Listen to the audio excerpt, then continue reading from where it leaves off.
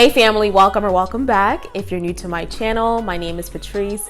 I am just so blessed to have you here watching this video. I hope you're having a wonderful day. And in today's video, we're actually going to talk about a lock update, my lock update to be exact. And I'm just going to go in depth of each thing about my locks and how things has been going. And I'm going to just be transparent as I always have been. So before we do jump into this video, I just want to thank you guys all for subscribing to my channel, showing love. And if you follow me on Instagram, thank you so much for all the love that you always share with me. And, you just always show me love. So I want to thank you so much for that. But if you don't follow me on Instagram, please do so.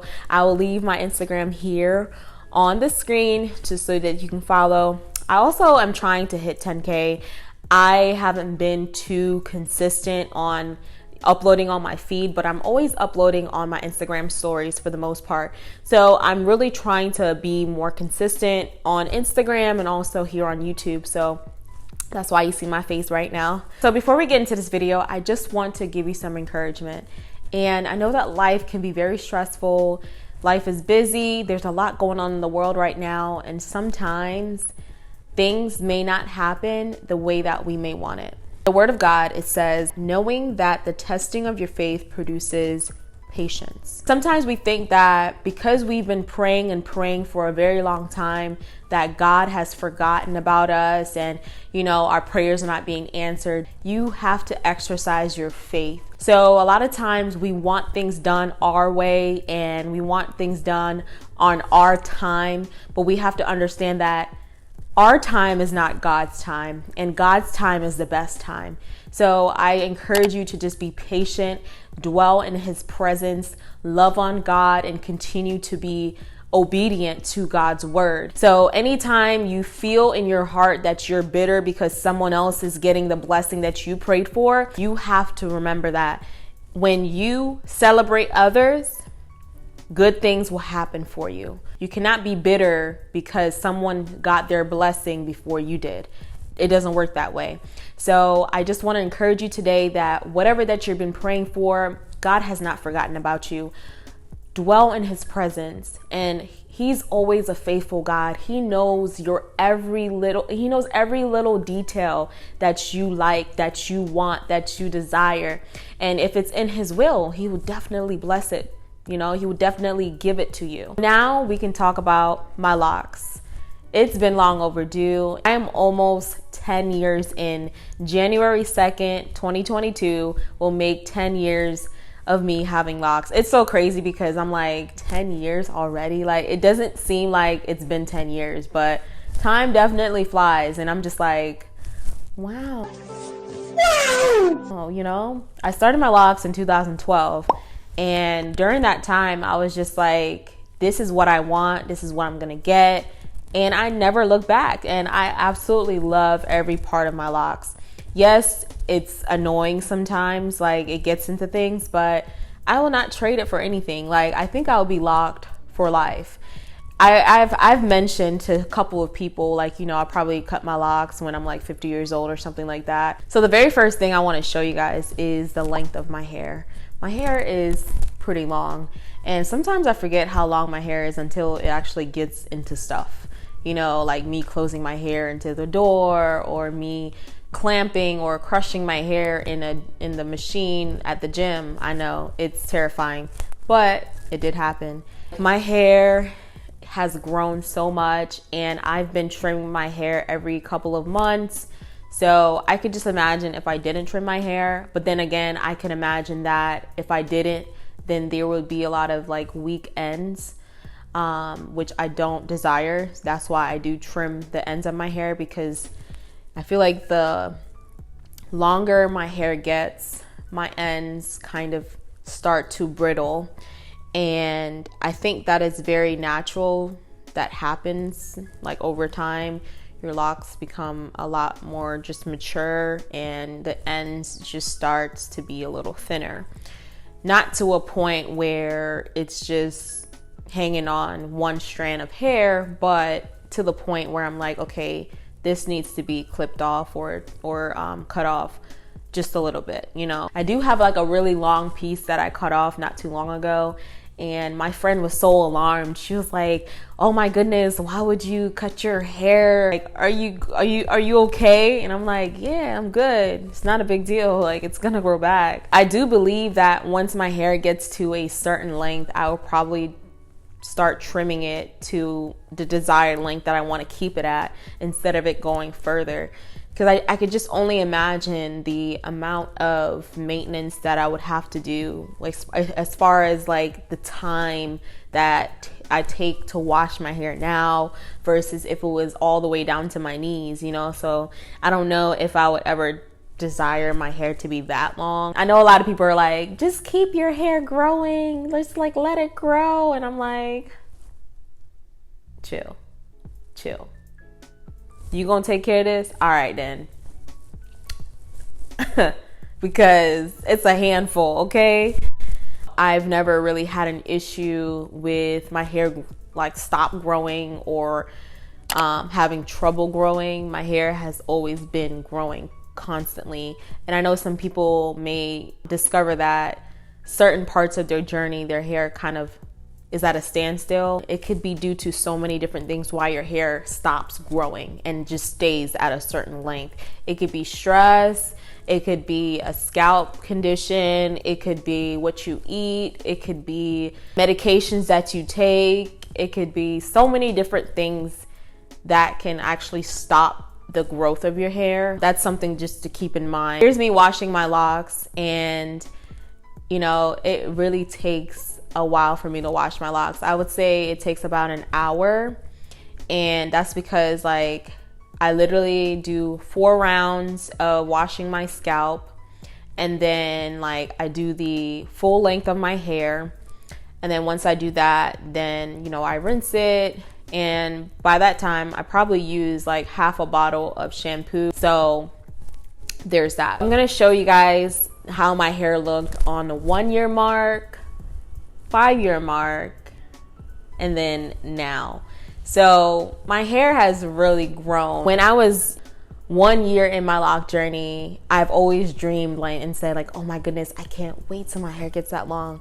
And it really feels like the years has been sped up. Like it literally flew. So you could see the different growth in the different like looks of my locks. Had it be for my parents or had it be for my friends, I would never had locks. I would have never had locks because they believed that I wouldn't keep it. I wasn't going to commit to it because I love to change my hairdos and stuff like that. But look at sis. Look at sis. And they love my hair now. So there's that. So always make the decision for yourself and not for anyone else, because it's not about what anyone thinks. It's about what you think, and it's your head. So make that decision for yourself today. Thank you for coming to my TED Talk. Less is always more. You don't need all these different things for your locks. You don't need a whole bunch of products. You don't need to do too much with your locks. Some people, they treat locks as if they had like loose natural hair. Some people put, you know, fake hair over their locks, or they put braids over their locks. They switch their locks up and add hair in and this and that. I'm not that type of girl, okay? I try to like keep my hair healthy, and I find that a lot of times people who continually put hair over their locks ends up being thin, you know, like either at the roots or in the middle of their lock, or just their lock in general. It just becomes very weak, brittled, dry, because you're literally compressing your locks with other hair, and it's like that for a period of time. So you just gotta make sure that when you choose to have your lock journey, the best way to go about your lock journey, if you want your hair to be healthy, is to take care of it. And putting hair on top of your locks is not the healthiest way to do locks. I get it. You want to switch things up. You may want long hair, short hair this day, that day, but you have to understand that locks is a commitment. So as far as what I use in my locks, I'm a very simple girl. I still use the same products in my hair for the longest time.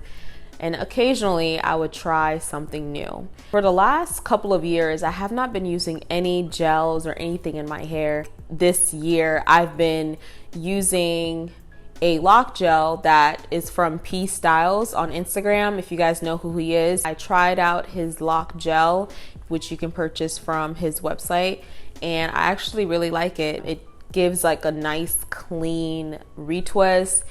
The retwist looks very neat and just beautiful. I love it. And there's no buildup. I have no issues with it. A little does go a long way. It doesn't really state the full ingredient, but I do like it. And I can't really tell you if it's the healthiest thing for your locks. I also like to moisturize my hair with Rosewater. I've been using Rosewater for a while now. It is very, very affordable. You can purchase Rosewater on Amazon. I will leave the links to the products or any information that I have spoken about in this video regarding anything that you can purchase. You can look in my description box and find further detail of it. So the Rosewater is just very, very hydrating for your locks. I love it. I love the way it smells. It gives it just nice aroma to your locks. And if you haven't smelled Rosewater before, definitely get your hands on it. And it's just a great product to use to moisturize your locks. I like to use Jamaican black castor oil every now and again. And I know a lot of people may have mixed feelings about this, but I don't use it on my scalp. So I would just put it on my edges. That is the only place that I put the Jamaican black castor oil. I don't think it's smart to apply this oil to your scalp because it's very, very thick in consistency. It definitely does what it's supposed to do, which is to grow your hair nice and strong. And you know, I've seen results in that. Before I even started my locks, I've always had slightly thin edges. And I think that's just how my hairline is, like, honestly, because even when I was a kid, I looked at pictures and I'm like, yes, my hairline still looks the same. So that's just what God gave me, I guess, you know, because it's been what it is and that's just what it's going to be, you know. So what I use all over my scalp is the Wild Growth Light Oil Moisturizer. And I've been using this for the entire time that I've had my locks. The entire time. I literally live by this thing. I love this oil. It keeps my hair nice and thick, keeps my hair growing and just beautiful. Mind you, the light oil moisturizer already had a strong smell to begin with, but then they changed the ingredients and added like some other oil or some type of other ingredient. And when I tell you that thing stinks, I could not do it. I found the original one in the beauty supply store. So you can find it at your local beauty supply store if there's one in your area. But if you have that experience, leave a comment down below so that I know I'm not tripping. I know that I'm not tripping, but I just want to know if other people know that, you know, there's something different with this product. I just keep it simple. You know, nowadays it's literally very simple. The only time I use lock gel is when I retwist my hair, of course. And then to moisturize, I moisturize every couple of days and I oil my scalp every couple of days. And to wash my hair, I use a concoction that I made. I will leave the link in the description box of the video of the shampoo that I DIY. And I love the shampoo because it's very natural. It is full of great ingredients. So I also wanted to touch bases on conditioning since I get this question quite often, and I just want to allow people to understand why I choose to do certain things or choose not to do certain things with my locks. And when it comes to conditioning, to condition your locks doesn't necessarily mean that I'm buying or using a conditioner, like the product, to put on my locks. So you can condition your hair in multiple different ways. So that could be from steaming your locks. You can do tea rinses, and you can even do hot oil treatments. These are ways to condition your locks, not using an actual conditioner from a product, you know, from a bottle that says conditioner on it. So those are ways that I personally condition my locks. Now, do I use conditioner? No, I do not. when the weather is changing, either getting hot or cold, it is very important to, like, you know, give your hair that extra love, and that includes conditioning your locks. I think a lot of people kind of mistake that it has to be conditioner that you buy from, you know, the drugstore or what have you. I personally do hot bowl treatments most of the time. I just love the warmth of oil on my head, and then like just leaving it there, let it sit for about 30 minutes. Make sure that the temperature is nice and warm, okay? I don't want to hear say, oh, Patrice tell me that to do a hot oil treatment and me burn off my head. I don't want to hear that. If you don't know what you're doing, please go to a professional. I am not a doctor. I am not a professional in hair, and I am not liable for you burning off your head. I retwist every 4 to 6 weeks, and honestly, I don't do it any earlier than that, and I don't wait later than that. And the reason being, my hair is very tricky when it comes to the retwisting time. And throughout the years, I actually tried to do semi-freeform and things like that. Basically just not retwisting for a long period of time. When I tried to do that, my locks actually began to separate, and it kind of gave me anxiety too. But I believe I did share that information with you guys when that happened. I won't do that again because I don't have time for it. I really don't. I do not have time to, like, you know, put the hairs back into this lock and like part my hair this way. It's a lot to do. You have a lock here and the hairs at the root is completely coming out all around the lock. That's what my hair does when I take a very long time retwisting it. So I don't wait too long to retwist it. Everyone's hair is very unique, and everyone's hair is like you just kind of have to learn like what your hair likes, what it doesn't. Every time I retwist my locks, I wash my locks. But every time I wash my locks, I don't retwist my locks. I personally, like I said, retwist my hair 4 to 6 weeks. So if I wash it every 2 weeks, I'm not retwisting it. I also want to mention, when I wash my hair, I actually air dry. A lot of people always ask me this question, like why I air dry, why I don't use heat. It's literally too much for my scalp. I've been air drying for almost 10 years now, so it's not an issue for me. A lot of people may have concerns like mildew or, you know, your hair getting flat and things like that. But as you can see, my hair is not flat, you know, and I don't have any mildew issue or stinky locks or smelly locks or anything like that when it comes to, you know, the downside of air drying. If your hair is not compatible with it, and the reason why I say compatible is because some people just cannot air dry, and that has to do with their hair porosity. Sometimes your hair, you know, retains water for too long, and that's why it will cause mildew in your locks. Because if your hair is constantly wet for hours upon hours, upon days, it's going to mildew. My hair gets dry very quick, so like I don't ever have to worry about my hair like staying wet for long periods of time, because it just never happens that way. So if your hair takes a very long time to dry, you shouldn't be air drying, because there's a chance that you can actually get mildew, you can have stinky locks. And I honestly think that it also has to do with hair texture. So here's a little homework to test your hair porosity. You want to get a cup of water, fill it all the way up, you know, leave a little room, and you want to get a hair strand from your head. Put the hair strand into the water and see if the hair strand sinks to the bottom or floats at the top or is somewhat in the middle. That's how you would test your hair porosity and see how much moisture your hair actually holds or doesn't hold, or somewhat in between. Now, for me, my hair, like I said, dries very, very quickly. So air drying works for me. Air drying is not for everybody.